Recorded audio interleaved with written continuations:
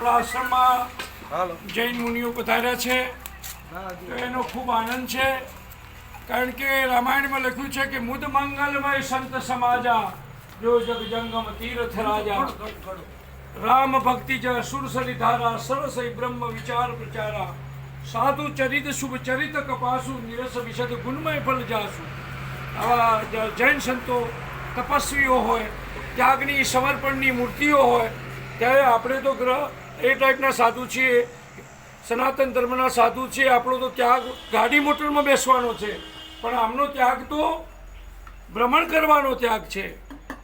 ભગવાનને એવી પ્રાર્થના કરીએ કે આવા સંતો અમને આશીર્વાદ આપે, ગામડાઓ ઉપર આશીર્વાદ વર્તાવે એવી પ્રાર્થના કરીએ છીએ, અને રાષ્ટ્રને આશીર્વાદ એવા આપે કે રાષ્ટ્ર શાંતિથી જીવે, સુખી થાય। સર્વે ભવંતુ સુખીનઃ સર્વે સંતુ નિરામયા સર્વે ભદ્રાણિ પશ્યન્તુ મા કશ્ચિત ભાગ ભવેत्।